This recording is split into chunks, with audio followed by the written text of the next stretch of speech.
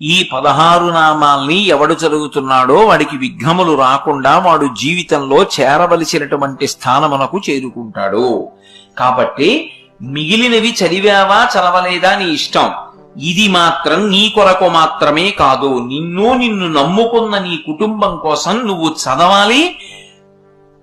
నీకు చదవడం చేత కాకపోతే కనీసం ప్రతిరోజు ఇది చదవడం వచ్చిన వాళ్ళ దగ్గరికి వెళ్ళి చదవమని నువ్వు వినాలి.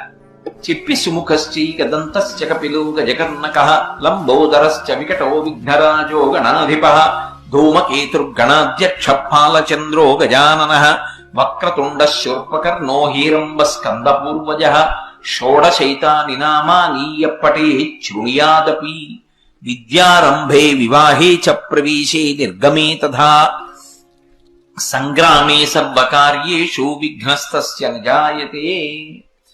ఈ 16 నామ